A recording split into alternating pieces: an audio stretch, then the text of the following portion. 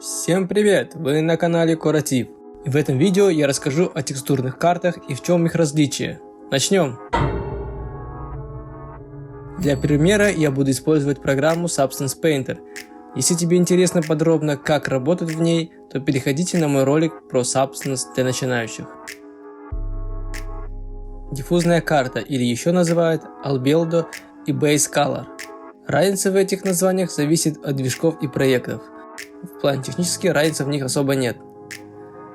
Эта текстура используется для отображения основного цвета объекта. На ней не отображаются световые эффекты, в том числе и блики. Карту цвета можно также использовать как точку отсчета для создания других текстур. Отражающие карты.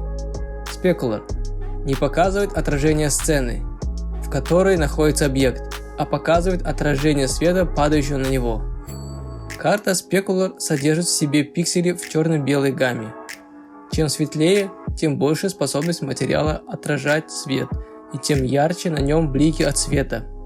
Если чем темнее цвет, тем матовее становится материал и теряет свое свойство отражать свет.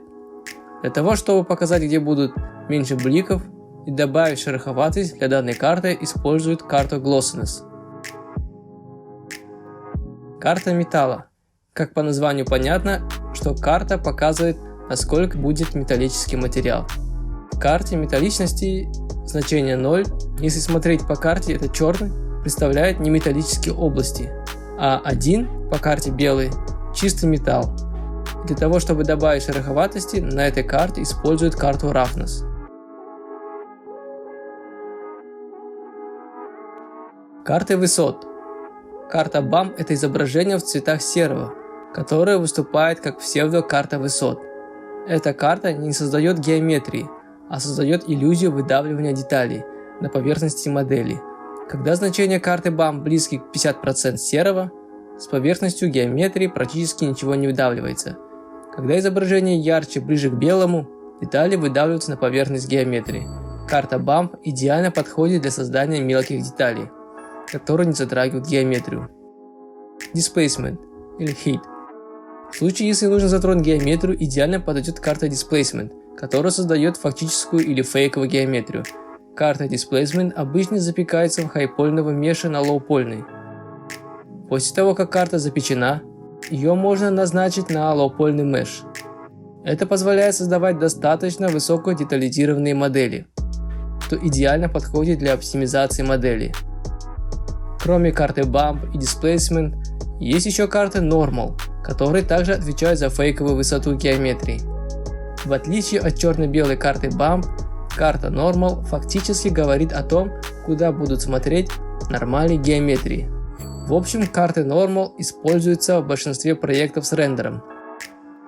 Subsurface Scattering – это тоже диффузное отражение, но с учетом полупрозрачным эффектом, такие как кожа, воск и так далее, имеет всего пару настроек: глубину проникновения и карту цвета подповерхностного рассеивания.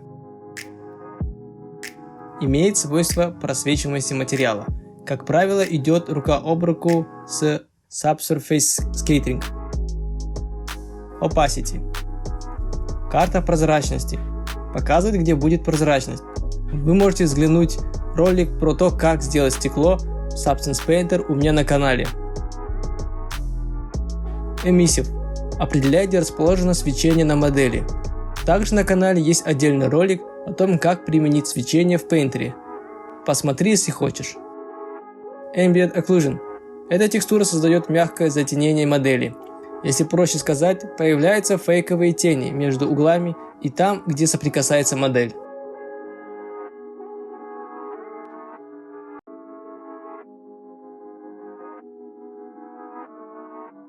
Спасибо, что досмотрели этот ролик. Конечно, я рассказал только о основных картах. Если хотите, чтобы видео стали более качественнее и регулярнее, то поддержите канал, задонатив в Donatalers.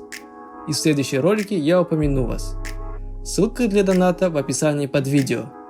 Ставьте лайки и подпишитесь на канал, если не подписаны. Спасибо, что уделили свое время на это видео. Всем пока и до новых встреч!